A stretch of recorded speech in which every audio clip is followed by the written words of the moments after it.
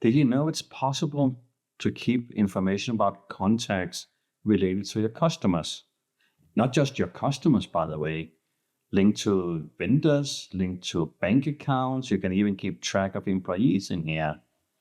But it's really nice beyond keeping track of your customers, which is what you usually do. You don't really have contacts, but it is possible to keep track of your contacts related to your customers, for example.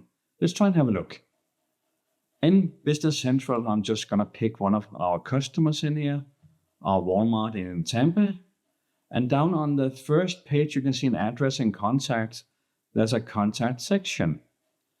Usually when you create a new customer, it will create a contact code and a contact company for that customer. So if we click on it, you see we get a list. The list, the first line is bold, it's highlighted. So that means that is the company contact. That is the one that's linked to the customer card.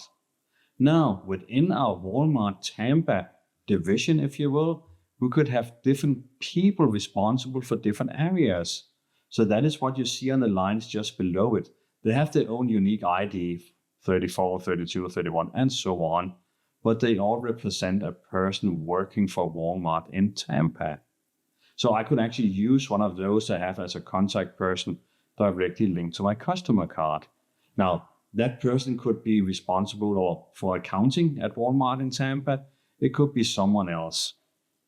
Now, this list we can maintain if we want to do that and add some more information to that contact information. We can do it from here, but let me just show you if I search for contacts out here. See, I select the one called contacts and I get a list of all our contacts in Business Central, the ones that's created in here. And as I mentioned before, it's not just customers. So you can see in contact business relation, we have some customer links relationships. We also have some vendor relationships. If I go down a little bit here, you can see the ones that I talked about, Walmart in Tampa. Those were the ones that I played around with. If I click on it, I can open the contact card. And you can see this one is the type person. So this is a person working for the company over here, the number 28, which is Walmart Tampa. Okay, so far, so good. This also means that if that person were to leave Walmart in Tampa and work for another company, we have this other company that person is going to work for as a customer, we can move that person over to the new company instead and keep all the history from that contact person. Now, one of the things we can maintain in here on the contact, on the person, that would be job responsibilities. So in here, I could select that person has to do with accounts payable, for example. Maybe that person is also responsible for doing all marketing, just as an example. This is useful information if you want to approach specific people inside the organization at Walmart in Tampa. You can keep track of that in here. Now, another little nice feature in here is that on the contact, there's something called profiles. And I just want to mention that because you can use that to kind of create yourself or whoever is creating the contacts in your system to answer some questions. And then you have some answers in here. So you can kind of create a profile. You could call it a profile of the contact. So is this a male? What are the hobbies? That's football and that's tennis, etc., etc. Now, this list of profiles, questions, and answers, that is something that you can maintain completely by yourself if you want to do that. But again, it's just to show you, give you a little bit of an insight to what is actually possible in here.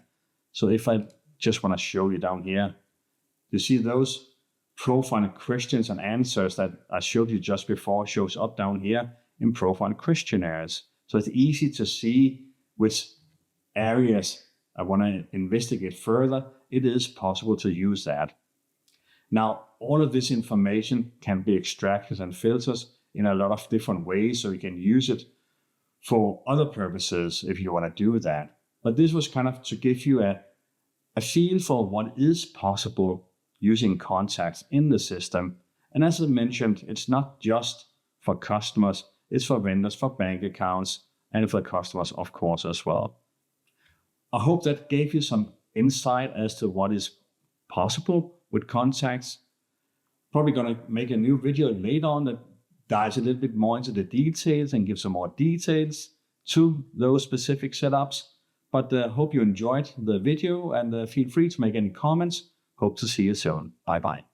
Thanks for watching this video from NAV SEAL. Check out more right here. NAV SEAL offer assistance and counsel on any existing solution. So if you're in need of assistance, don't hesitate to contact us on navseal.com or LinkedIn.